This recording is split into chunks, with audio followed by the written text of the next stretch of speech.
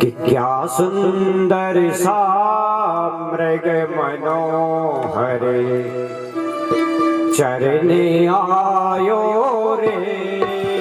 क्या सुंदर सा मृग मनोहर चरने आयो रे। क्या सुंदर सा मृग मनोहर चरने आयो रे। क्या सुंदर सा मृग मनोहर चरने आयो रे। क्या सुंदर सा मृग मनोहर चरने आयो रे। वर्ण वर्ण है अंग सुंदर, अंग सुंदर, बड़े नैन काले काले, बड़े नैना काले काले, बड़े नैन काले काले, बड़े नैना काले काले। दीन बंधु भगवान यही मेरे मन को भायो रे। दीन बंधु भगवान यही मेरे मन को भावे रे। क्या सुंदर सा मृग मनोहर चरने आयो रे। क्या सुंदर सा मृग मनोहर चरने आयो रे। क्या सुंदर सा मृग मनोहर चरने आयो रे। क्या सुंदर सा मृग मनोहर चरने आयो रे। माता जानकी से कह रहे हैं प्रभुराम। जानकी कहती हैं ये तो मेरे मन को इतना भाया है रघुवर, इतना सुंदर है, मुझे इतना सुंदर लग रहा है कि मैं इससे एकदम मोहित हो गई। ये मेरे मन को भाग गया है और मैं चाहती हूँ कि इसको पकड़कर मुझे ले आओ।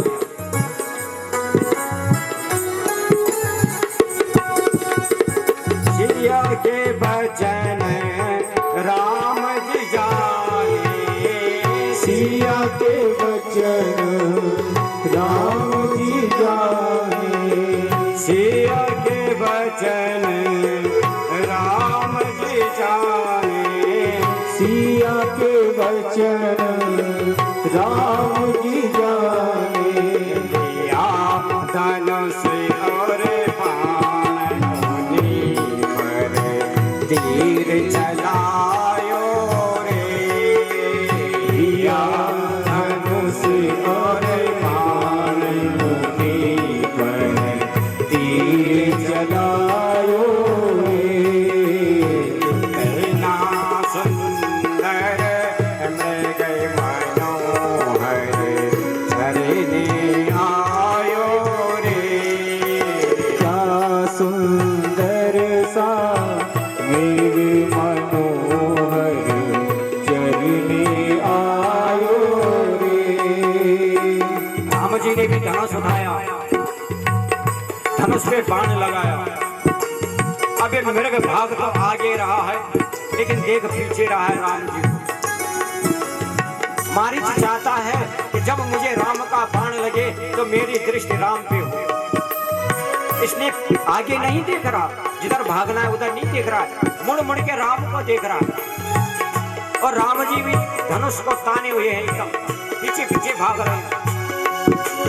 क्या सुंदर सा मृग मनोहर चरने आयो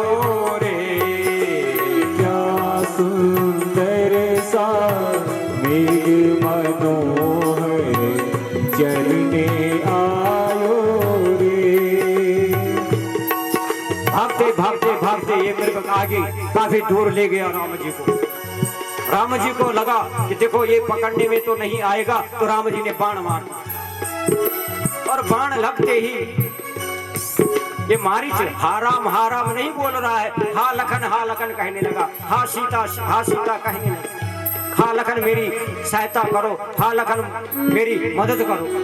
इस भाव से ये मारीच कहने लगा, इतना सुंदर मृग मनोहर चरने आयो रे, इतना सुंदर मृग मनोहर चरने आयो रे।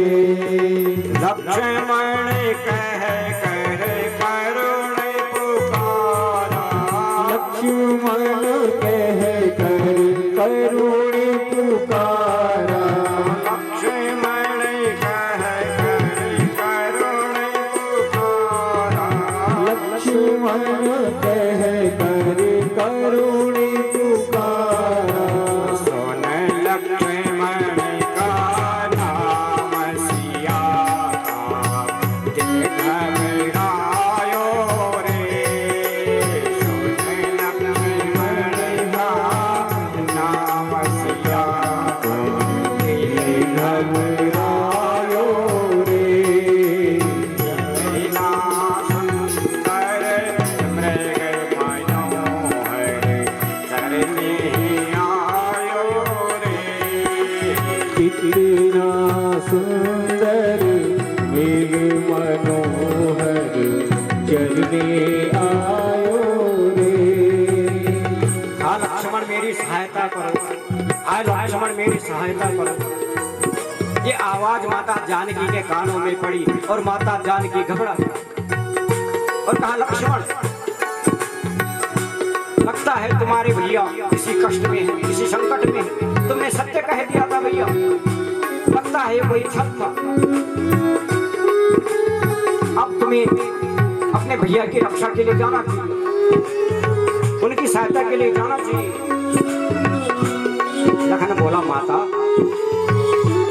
तुम चिंता क्यों करती हो, और कुछ नहीं होने वाला मेरे भैया का, ये मेरे को कुछ नहीं कर सकता मेरे भाई का।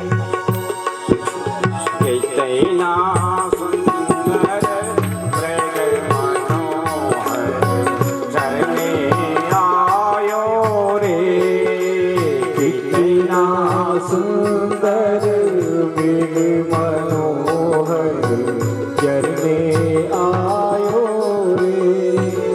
तुम बात ध्यान से सुन लो लक्ष्मण, बात ध्यान से सुन लो लक्ष्मण, बात ध्यान से सुन लो लक्ष्मण। बात ध्यान से सुन लो लक्ष्मण। तुम्हारे प्राप्त संकट आया, तेरो सहारा है। तुम्हारे प्राप्त संकट आया, तुम्हारा सहारा है। इतना सुंदर मृग मनोहर चरने आयो रे। इतना सुंदर मृग मनोहर चरने आयो रे। इतना सुंदर मृग मनोहर चरने आयो रे। इतना सुंदर मृग मनोहर चरने आयो रे।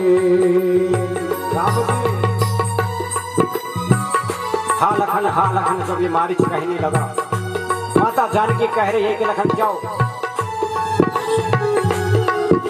और इस समय तुम्हारे भाई को तुम्हारी आवश्यकता है। उनके ऊपर न जाने कौन से कष्ट आ गए हैं, तुम्हें जाना चाहिए भैया। लक्ष्मण बोला, माता क्यों परेशान होती हो, तुझे नहीं मालूम मेरे भ्राता कौन है? तो लखन कह रहे हैं, बोले लक्ष्मण सुन मेरी माता, बोले लक्ष्मण सुन मेरी माता, बोले लक्ष्मण सुन मेरी माता, बोले लक्ष्मण सुन मेरी माता। उन्हें को कौन हरावे जिन्होंने काल हरायो रे, उनको कौन हरायो जिन्होंने काल हरायो रे। उन्हें को कौन हरावे जिन्होंने काल हरायो रे, उनको कौन हरायो जिन्होंने काल हरायो रे। तेना सुंदर मृग मनोहर चरने आयो रे, इतना सुंदर मेघ मनोहर चलने आयो रे। तेना सुंदर मृग मनोहर चरने आयो रे, कितना सुंदर मेघ मनोहर चलने आयो रे। राम जी ने आज्ञा दी है लक्ष्मण को कि लक्ष्मण तुम यहाँ पे सीता की रक्षा करोगे, जब तक मैं वापस न आ जाऊं यहाँ से कहीं मत जाना। माता जानकी कहती है अब तुम राम की रक्षा के लिए जाओ, राम की सहायता के लिए जाओ। लक्ष्मण धर्म संकट में फंसे। माता को अनेक बार समझा रहे हैं कि माता आप निश्चिंत रहिए। तो माता जानकी बोली कि जाओ वेग संकट अति भ्राता, जाओ वेगी संकट अति भ्राता, जाओ वेग संकट अति भ्राता, जाओ वेगी संकट अति भ्राता। लक्ष्मण बेहसी कहा सुन माता, लक्ष्मण भी हंसी कहा सुनो माता। ध्रुव के विलास श्रेष्ठ लाया होई, त्रिपुटी विलास सृष्टि लय होई। ध्रुव के विलास श्रेष्ठ लाया होई, त्रिपुटी विलास सृष्टि लय होई। सपने हो संकट पाई की सोई, सपने हो संकट परई की सोई। सपने हो संकट पराई की सोई। सपने हो संकट परई की सोई। जल्दी जाओ भैया लक्ष्मण, तुम्हें जल्दी जाना चाहिए, ज्यादा विलंब मत करो, बेग जाओ। बेग बोलते जल्दी जाओ। लक्ष्मण हंसने लगे और बोलते हैं माता सपने में भी मेरे राम के ऊपर कोई संकट नहीं आ सकता, आपको चिंता करने की आवश्यकता नहीं। तो मरम वचन तब सीता बोला, बोले कि सीता ने कुछ मर्म वचन बोल दिए राम जी। अभी मर्म वचन क्या थे?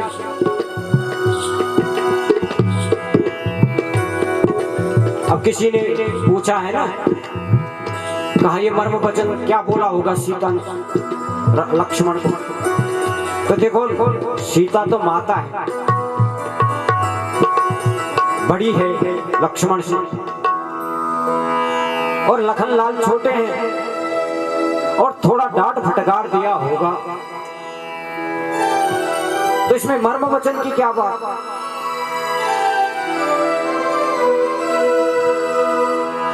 तो एक ने पूछ दिया था ना कि मुझे कि ये मर्म वचन क्या बोले होंगे, तो मैंने कहा भैया कुछ ज्ञान की बात कर, विज्ञान की बात कर। हाँ, ये मर्म वचन की तुझे बड़ी चिंता है। अरे कह दिया होगा कुछ ना कुछ। लक्ष्मण को विवश कर दिया माता जानकी ने। सूर्य को प्रणाम किया और कहा, हे सूर्यदेव, आपके कुलवधु यहाँ पे अकेली है, इसकी रक्षा करना है। 10 दिशाओं को प्रणाम कर दिया। और देखो लक्ष्मण ने रेखा खींची, यहाँ पे इसका वर्णन नहीं किया गोस्वामी जी ने। ऐसा कुछ नहीं बताया कि लक्ष्मण रेखा खींच के चले गए। हाँ, आगे लंका कांड में मंदोदरी रावण को कहती है,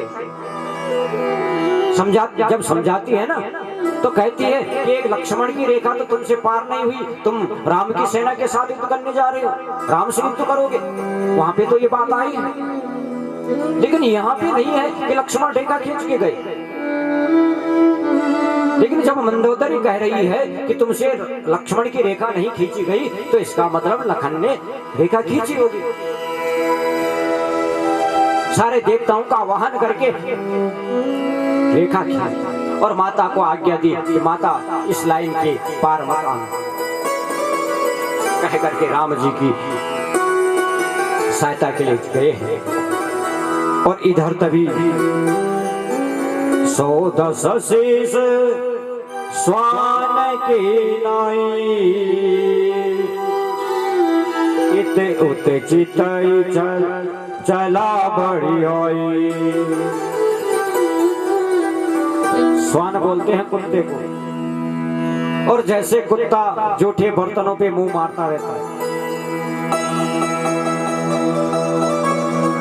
ऐसे निकृष्ट कृत्य किया है इस रावण ने कि गोस्वामी जी को लिखना पड़ा, स्वान की संज्ञा देनी पड़ी। बोले स्वान की तरह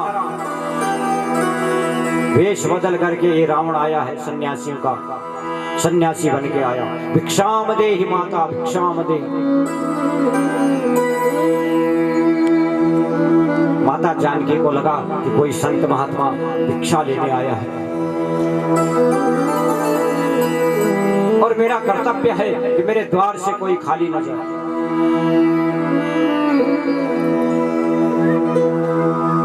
सबको एक प्रयत्न करना चाहिए कि कोई भी याचक हो वो अपने घर से खाली न जाए।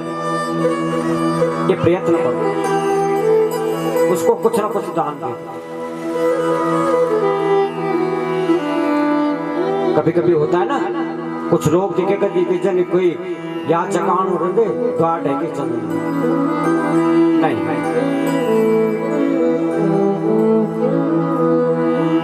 उस दान से तुमको पुण्य भी मिलेगा और उस दान से तुम्हारे क्लेश भी हरेंगे। तो दान तो दो, अपने घर से किसी को भी खाली मत जाने दो, जो अपने से बनता है।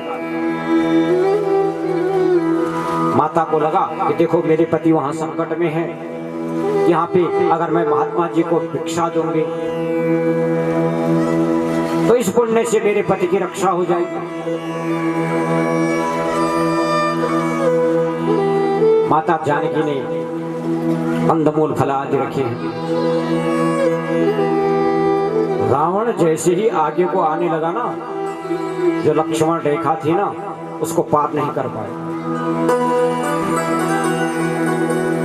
माता जानकी बोली कि देखो महाराज, मेरे देवर की मुझे आज्ञा है कि मैं इस रेखा का उल्लंघन न करूं, बस आप यहां से भिक्षा ले लीजिए। हम वैसे वैसे संत नहीं हैं देवी, हम बहुत बड़े त्रिकाल संत हैं, हम सब कुछ जानते हैं, भूत वर्तमान भविष्य। हमें तो मालूम है तुम्हारे पति संकट में है और तुम्हारा देवर उसकी रक्षा के लिए गया हुआ। इतना जब बता दिया तो माता जानकी बोली कि महाराज आप जैसा बोलो मैं वैसा करूं। तो कहा इस रेखा से बाहर आओ और तो मुझे भिक्षा दो, तुम्हारा कल्याण हो जाएगा। माता जानकी जैसे ही बाहर आई,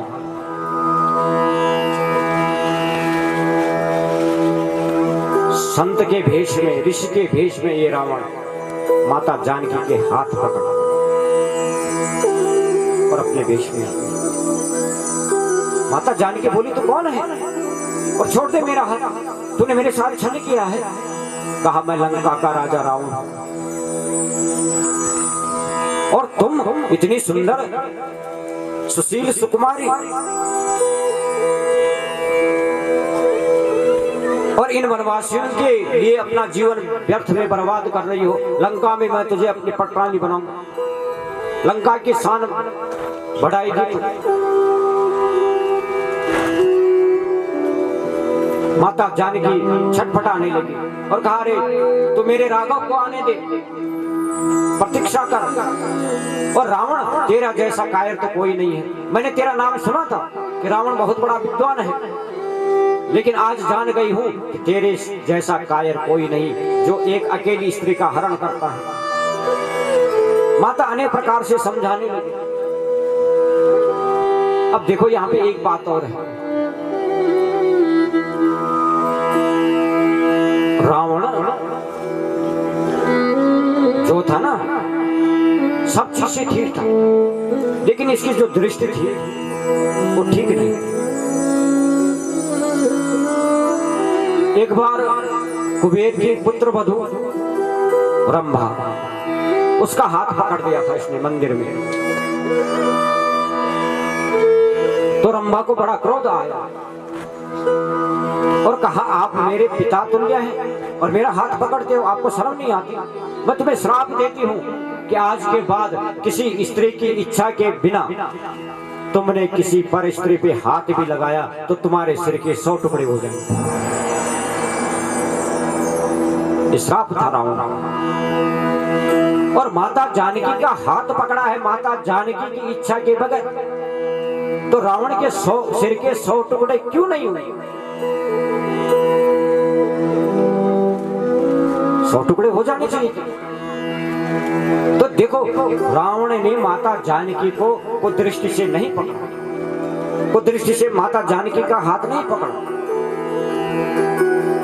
रावण माता जानकी को माता ही समझता था।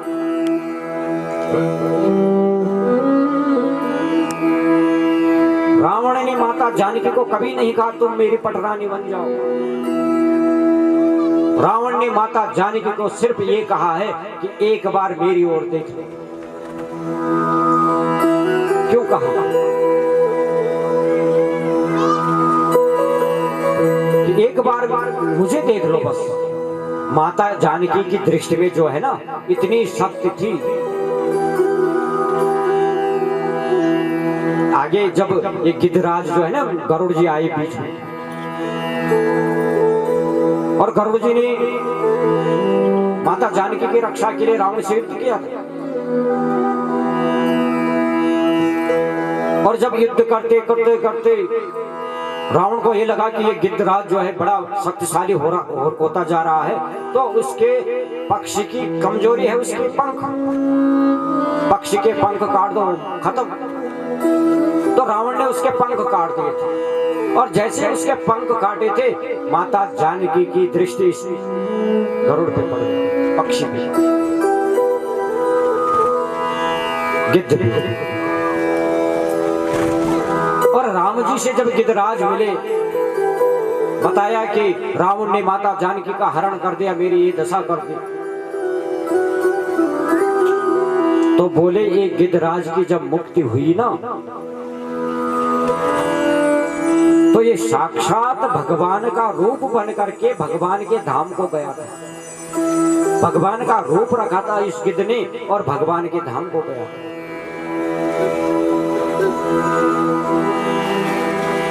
पक्षियों में अगर देखा जाए तो सबसे निकृष्ट पक्षी है गिद्ध। सड़े गले मांस को खाता है। गिद्ध ने कभी भगवान राम का नाम लिया हो ऐसा कहीं नहीं पढ़ा मैंने। भगवान गिद्ध ने कहीं जप तप किया हो ऐसा कहीं नहीं सुना मैंने।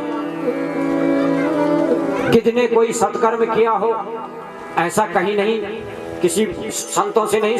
ऐसा क्या मिल गया, क्या कृपा उसके ऊपर हो गई कि वो स्वयं भगवान बन के भगवान के ही धाम को चला गया।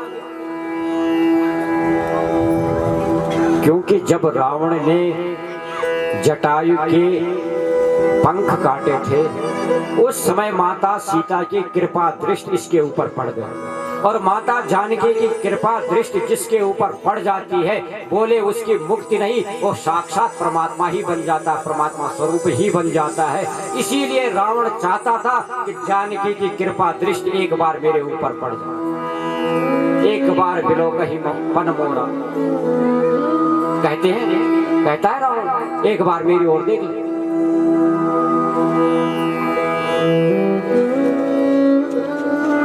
तो रावण ने इस भाव से माता जानकी का हरण नहीं किया,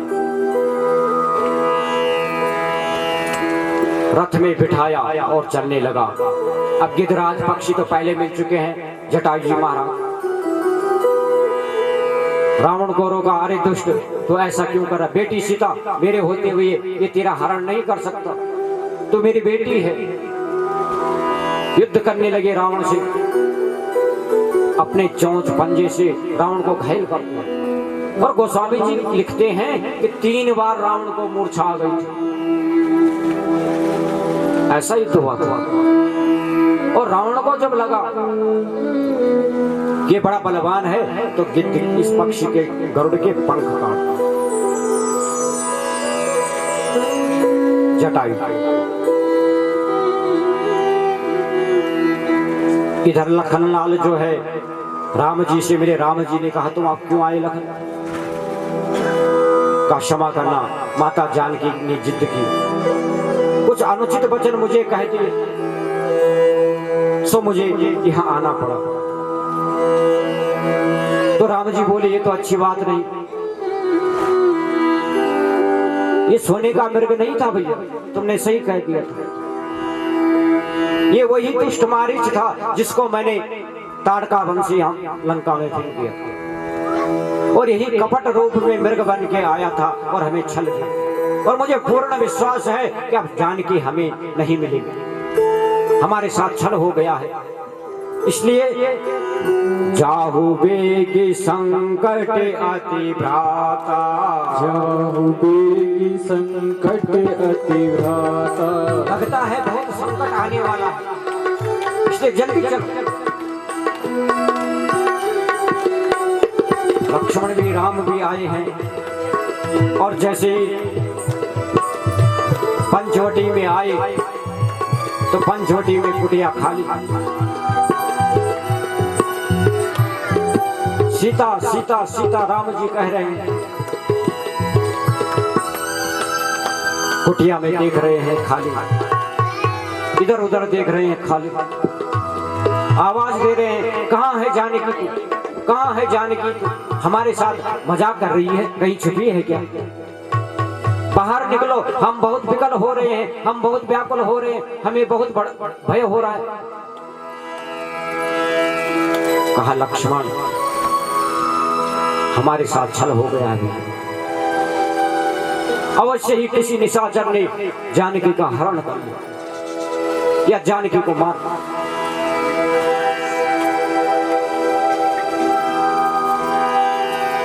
पेड़ों में, पर्वतों में, नदियों में देख रहे हैं जानकी तुम किधर हो, जानकी तुम किधर हो।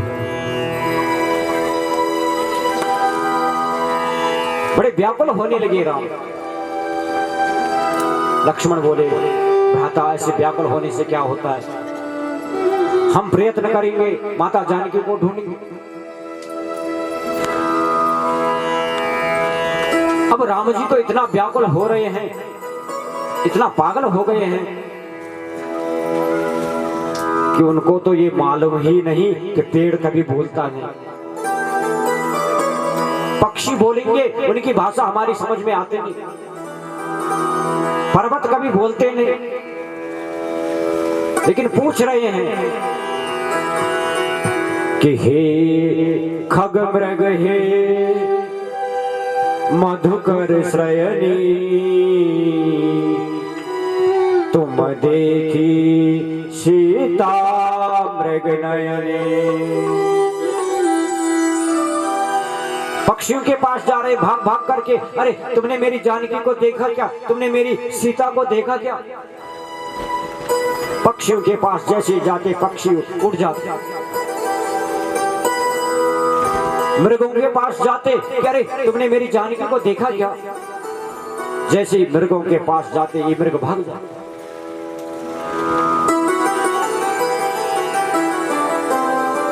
पेड़ों को झंझोड़ रहे हैं, तुमने मेरी जानकी को देखा है क्या? आकाश में सूर्य भगवान से पूछ रहे हैं, अरे जानकी तो तुम्हारी कुलवधू है, सूर्यवंश की बहू है। अरे हे सूर्यदेव, आप तो पूरे ब्रह्मांड में पूरे संसार में विचरण करते हैं, आप तो प्रत्यक्ष हैं सब जगह, आपको मालूम है मेरी जानकी कहाँ गई? तो सूर्यदेव भी बादलों के अंदर छुप जाते। भैया लक्ष्मण, मैंने किसी का क्या बिगाड़ा? कोई मुझसे बोलता क्यों नहीं? कोई मेरी बात का उत्तर क्यों नहीं देता?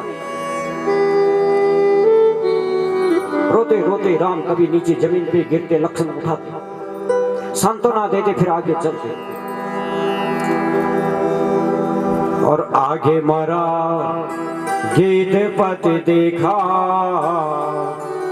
सुमिरत राम चरण जिन रेखा।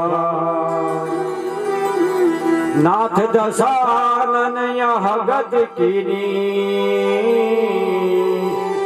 के खल जनक सुता हरदिनी। जब हासिता हासिता हासिता की आवाज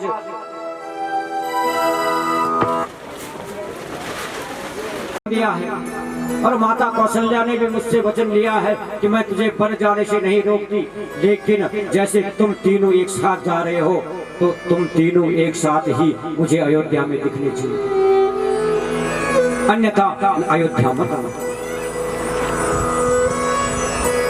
इसलिए तुम अयोध्या वापस चले जाओ। और मेरे भाग्य में तो ये कष्ट दुख सब लिखे हैं, मुझे तो भोगना ही पड़ेगा। तुम क्यों भोगते हो मेरे से? लक्ष्मण बोले, भ्राता ऐसी बात नहीं है, आप ऐसा क्यों बोलते हो? अरे भाई तो वही है जो भाई का साथ आता, उसको भाई बोलेगा, चाहे सुख में हो चाहे दुख में।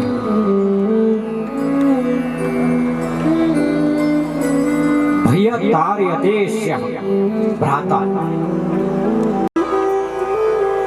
इस समय कष्ट है, इस समय क्लेश है, और मैं आपको छोड़कर अयोध्या चला जाऊं? आप ऐसी बात मत कहिए। राम जी के चरण पकड़ लिए लखनलाल, और राम जी आगे गए, और कबंध नामक एक राक्षस है, वे गंधर्व था और दुर्वासा ऋषि के श्राप से राक्षस बन गया, पेड़ बन गया था एक। और इस पेड़ की इतनी लंबी लंबी शाखाएं थी कि दूर से भी कोई जीव जाता था ये शाखाएं उसको लिपेट देती थी, और एक पेड़ स्वरूप में जो ये राक्षस था वो उसको खींच करके और खा जाता था। राम को भी लिपेट दिया, लक्ष्मण को भी लिपेट दिया, लेकिन राम लखन ने इसकी जो वो शाखाएं थी ने उनको काट करके इसका कल्याण कर दिया। बोले राजा रामचंद्र भगवान की।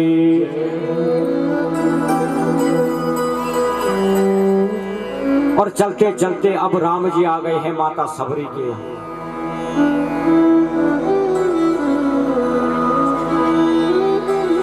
माता सबरी की भक्ति, माता सबरी का राम के चरणों के प्रति अनुराग, इसका वर्णन तो कौन कर सकता है?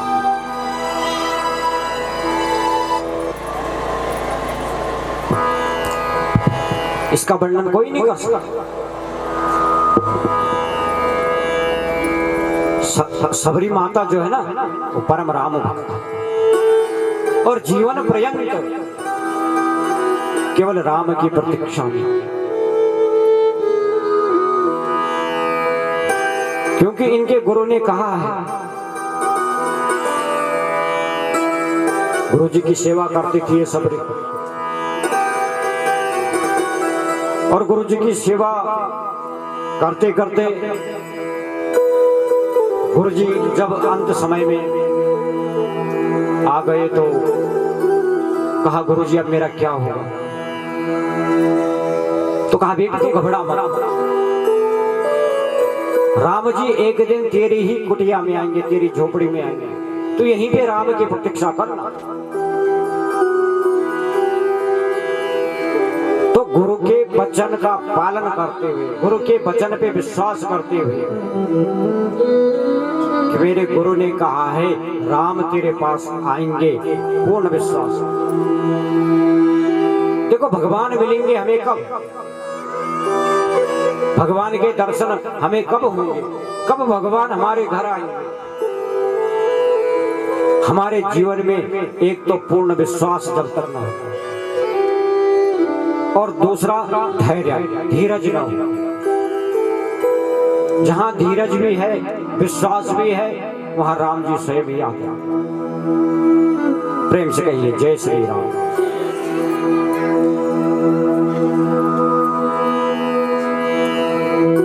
तब से माता सबरी रोज देखा करती थी कि काश आज मेरे राम मेरे कुटिया में आएंगे। रोज वन में जाया करती थी और फल तोड़ के लाया करती, और ऐसे नहीं चक चक कर, कहीं कोई फल कड़वा हो, कोई खट्टा हो, मेरे राम जी को लग जाएगा, मेरे राम जी को अच्छा नहीं लगेगा, इसलिए चक चक के लाते थी मीठी मीठी मीठी, और रख करके रखा करती थी कि कहीं राम अचानक आ जाए तो मैं कहां से लाऊंगा। जिस मार्ग से राम को आना है उस मार्ग को फूलों से सजाया करती।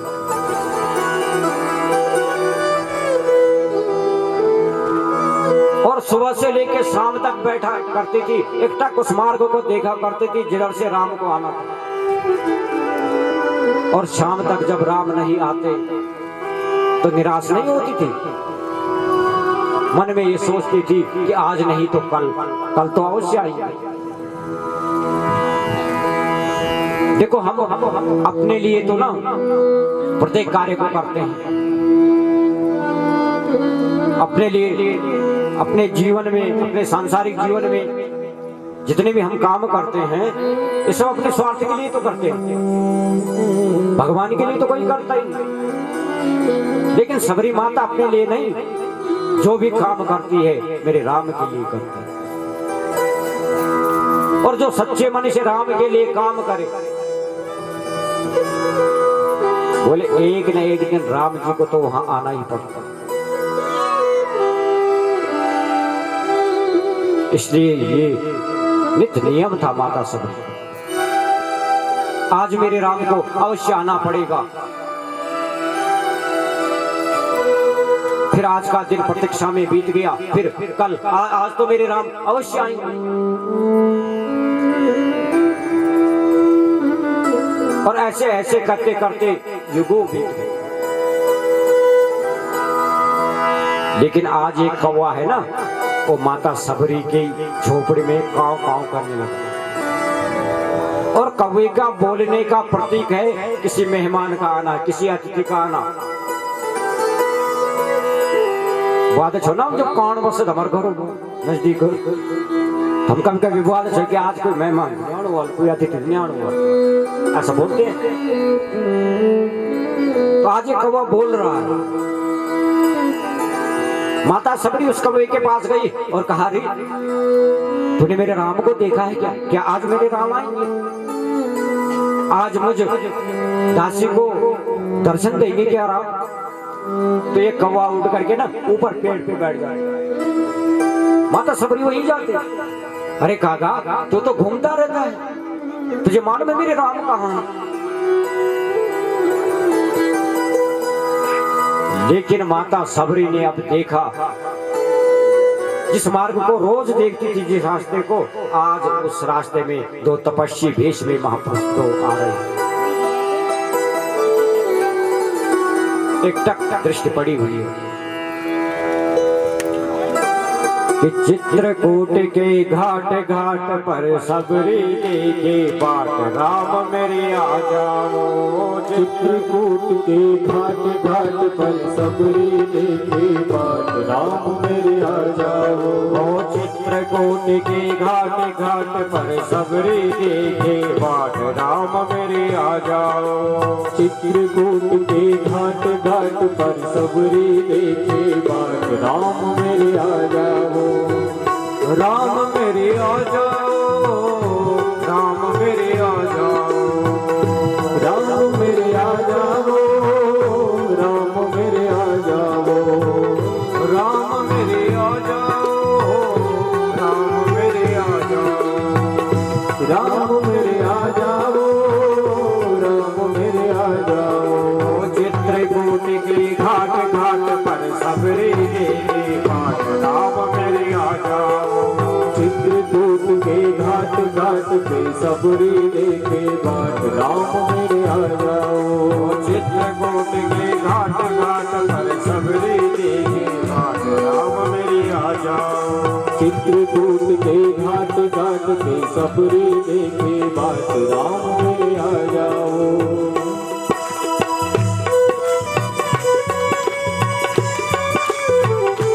जय श्री राम।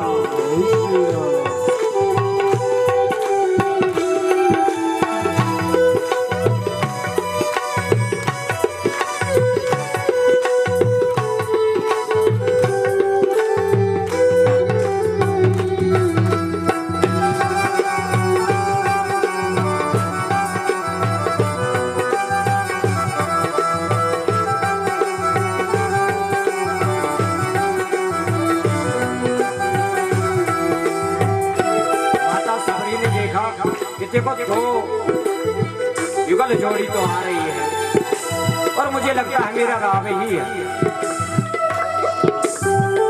अब आ तो रहे हैं तो अपने राम को कहाँ मैं बिठाऊं, कहाँ मैं बिठाऊं। अपने राम को कहाँ मैं बिठाऊं, कहाँ मैं बिठाऊं। अपने राम को कहाँ मैं बिठाऊं, कहाँ मैं बिठाऊं।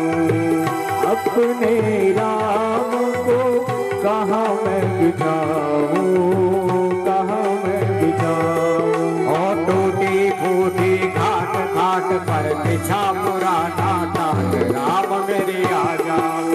टूटी फूटी घाट घाट पे बिछा पुराना टाट राम मेरे आ जाओ।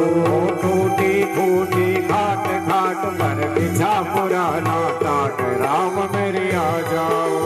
टूटी फूटी घाट घाट पे बिछा पुराना टाट राम मेरे आ जाओ। राम मेरे आ जाओ, राम मेरे आ जाओ, राम मेरे आ जाओ, राम मेरे आ जाओ, राम मेरे आ जाओ, राम मेरे आ जाओ, राम मेरे आ जाओ, राम मेरे आ जाओ। चित्रकूट के घाट घाट पर सबरी देखे बाट राम मेरे आ जाओ। चित्रकूट के घाट घाट पे सबरी देखे बाट राम मेरे आ जाओ। चित्रकूट के घाट घाट पर सबरी देखे बाट राम मेरे आ जाओ। चित्रकूट के घाट घाट पे सबरी देखे बाट राम मेरे आ जाओ।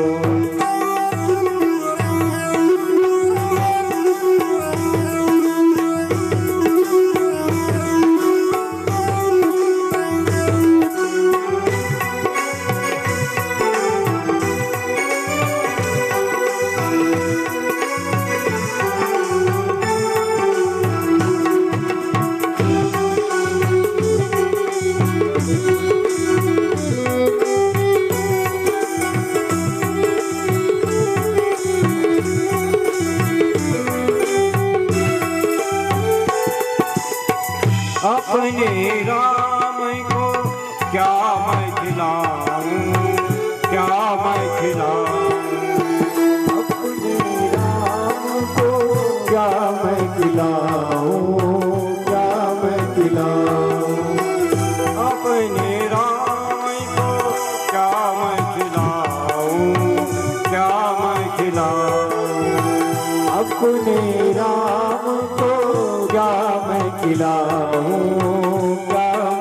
राम। ओ छोटे छोटे पेड़ पेड़ पर लगे हैं मीठे पेड़ राम मेरे आ जाओ। छोटे छोटे पेड़ पेड़ पे लगे हैं मीठे पेड़ राम मेरे आ जाओ। छोटे छोटे पेड़ पेड़ पे लगे हैं मीठे पेड़ राम मेरे आ जाओ। छोटे छोटे पेड़ पेड़ पे लगे हैं मीठे पेड़ राम मेरे आ जाओ। राम मेरे आ जाओ। राम मेरे आ जाओ। राम मेरे आ जाओ। राम मेरे आ जाओ। राम मेरे आ जाओ। राम मेरे आ जाओ। राम मेरे आ जाओ। राम मेरे आ जाओ। ओ चित्रकूट के घाट घाट पर सबरे देखे बाट राम मेरे आ जाओ। चित्रकूट के घाट घाट पे सबरी देखे बाट राम मेरे आ जाओ। ओ चित्रकूट के घाट घाट पर सबरे देखे बाट राम मेरे आ जाओ। चित्रकूट के घाट घाट पे सबरी देखे बाट राम मेरे आ जाओ।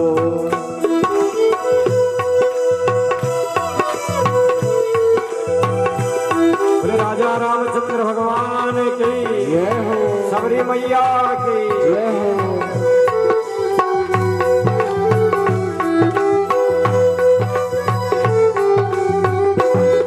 एक बार ऊपर हाथ करके ताली की सेवा।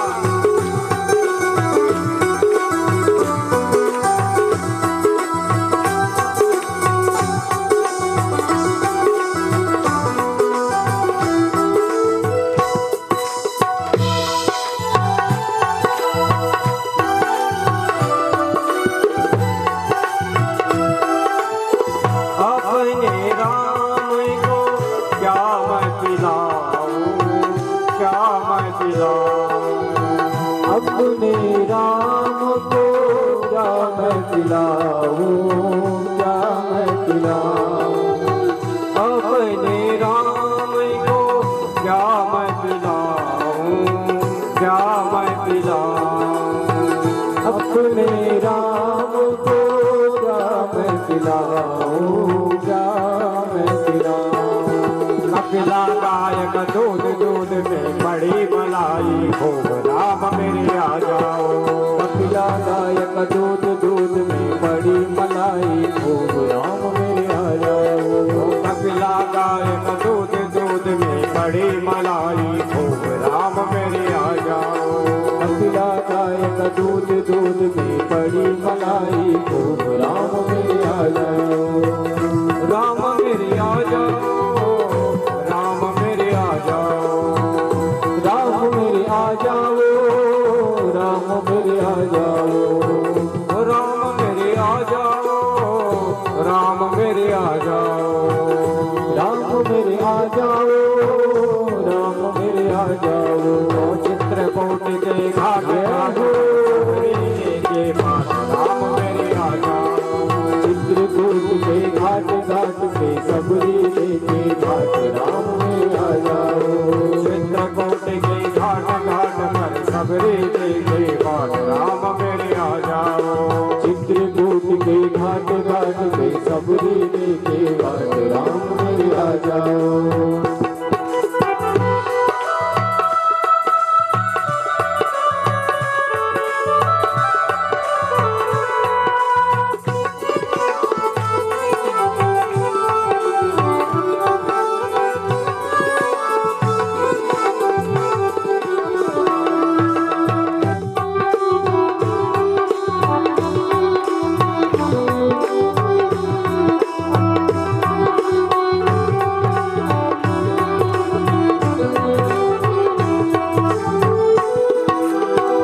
अपने राम को कैसे मैं झुलाऊं, कैसे मैं झुलाऊं। अपने राम को कैसे मैं झुलाऊं, कैसे मैं झुलाऊं।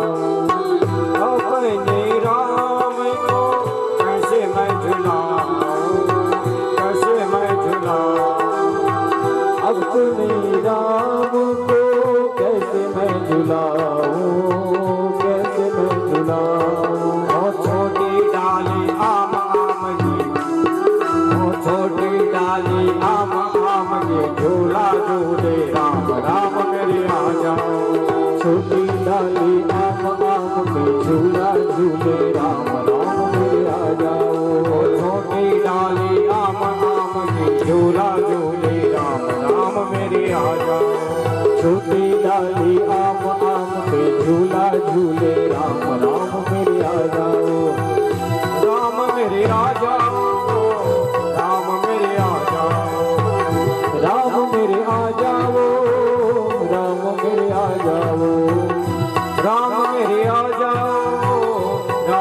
मेरे आ जाओ, राम मेरे आ जाओ, राम मेरे आ जाओ। ओ चित्रकूट के घाट घाट पर सबरी हो राम मेरे आ जाओ। चित्रकूट के घाट घाट पे सबरी देखे बाट, राम मेरे आ जाओ। ओ चित्रकूट के घाट घाट पर सबरी देखे बाट, राम मेरे आ जाओ। चित्रकूट के घाट घाट पे सबरी देखे बाट, राम मेरे आ जाओ।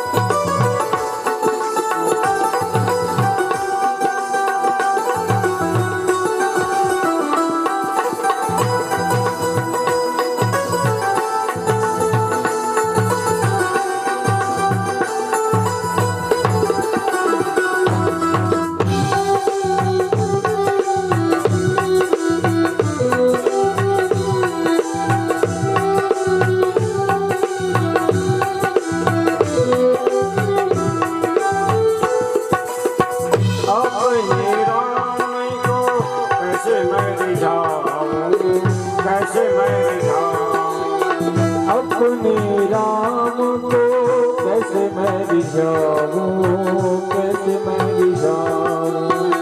अपने राम को कैसे मैं रिझाऊं, कैसे मैं रिझाऊं।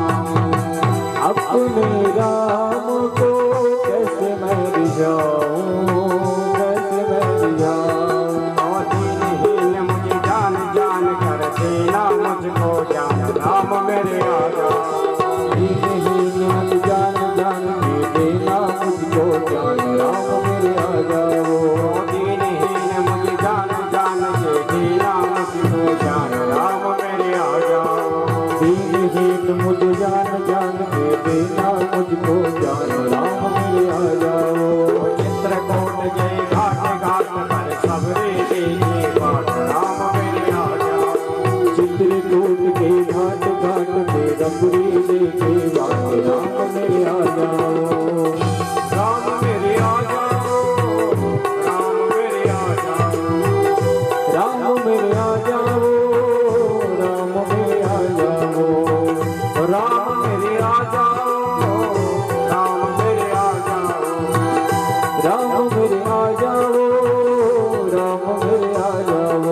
चित्रकूट के घाट घाट देखे बाट, राम मेरे आ जाओ। चित्रकूट के घाट घाट पे सबरी देखे बाट, राम मेरे आ जाओ। चित्रकूट के घाट घाट पर सबरी देखे बाट, राम मेरे आ जाओ। चित्रकूट के घाट घाट पे सबरी देखे बाट, राम मेरे आ जाओ। ओ चित्रकूट के घाट घाट पर सबरी देखे बाट, राम मेरे आ जाओ। चित्रकूट के घाट घाट पे सबरी देखे बाट, राम मेरे आ जाओ। राम मेरे आ जाओ, राम मेरे आ जाओ, राम मेरे आ जाओ। राम मेरे आ जाओ, राम मेरे आ जाओ। राम मेरे आ जाओ। राजा रामचंद्र भगवान की जय हो। आज माता सबरी की आंखों में आंसू छलक रहे। मेरे गुरु मतंग ऋषि ने जो मुझे कहा था आज वो सत्य हो गया। राम जी आए, माता सबरी जो है राम जी के चरणों में लिपट गई। अपने आंखों पे विश्वास नहीं होता माता को। जिस चीज की मैं प्रतीक्षा कर रही थी, इस दिन की मैं कब से इंतजार कर रही थी। आज मेरे प्रभु की कितनी बड़ी कृपा मेरे ऊपर हुई, मेरे गुरु की मेरे ऊपर कितनी बड़ी कृपा हुई कि मेरे राम मेरे इस कुटिया पे आए, इस झोपड़ी में आए। सबरी जो थी वो बड़ी पुलकित हो गई और पर ही चरण सबरी लपटाई। गोस्वामी जी कहते हैं माता सबरी ने राम जी को प्रणाम नहीं किया।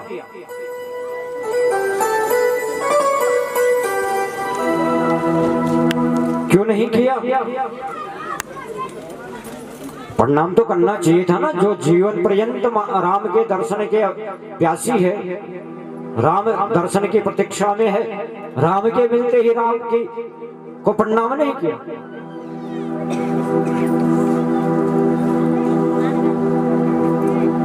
तो माता सबरी कहती है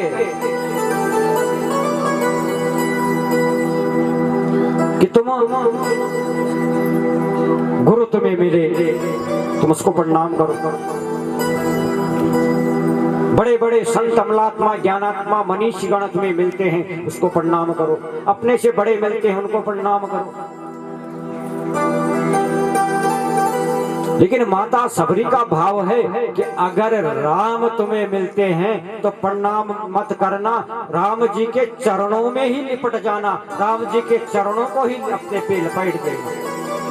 चरण लपटाई, लिपट गई माता राम जी के चरणों में, क्योंकि प्रणाम करोगे तो प्रणाम करके तो चला जाएगा, और अगर लिपट जाओगे, पकड़ लोगे चरणों को, तो जहां भी मेरे प्रभु जाएंगे तुम्हें भी साथ लेके जाएंगे। इसलिए माता सबरी ने प्रणाम नहीं किया, लिपट गई।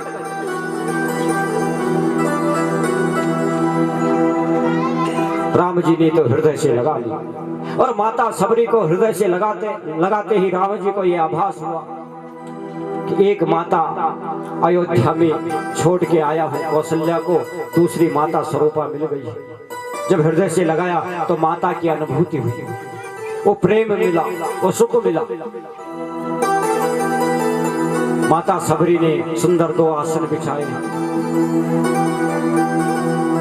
और राम जी के आगे फल रख दिए। खिला रही है माता सबरी। नहीं बेटा राम, इसे नहीं, रुको मैं देती हूँ, और पहले उस फल को चखती है, फिर राम जी को देती है। हाँ ये बहुत मीठा, खा लो इसे। अरे इसे नहीं, कहीं ये कड़वा ना हो, कहीं ये खट्टा ना हो। उस फल को उठाती, मुंह में लगाती और फिर राम जी को देती। बड़ा मीठा है, और राम जी बड़े भाव से खाते थे। देखो भगवान जो है ना, वो भाव के भूखे।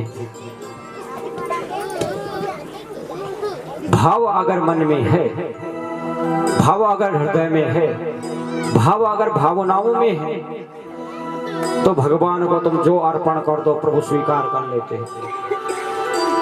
और भावनाएं नहीं है, केवल दिखावा है, तो तुम कुछ भी अर्पण करो प्रभु स्वीकार नहीं करेंगे।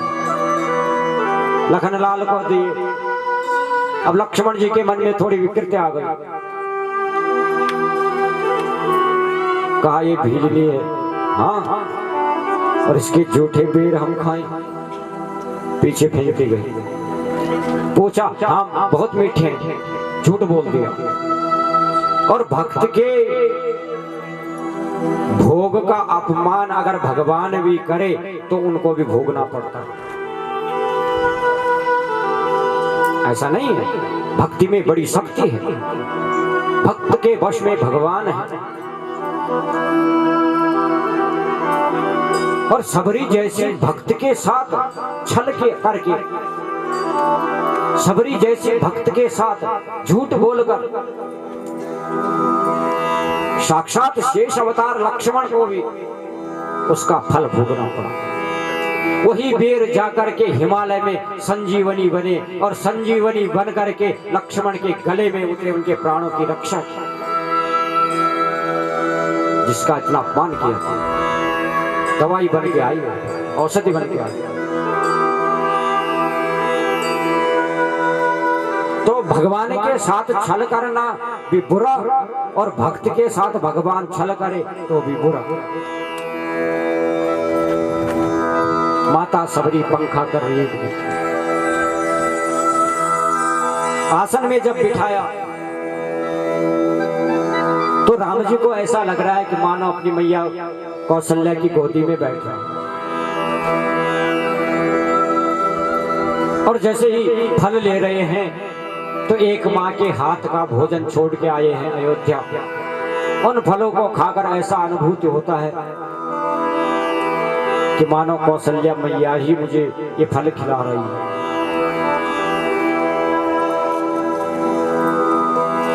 प्रभु वन गमन का क्या कारण है?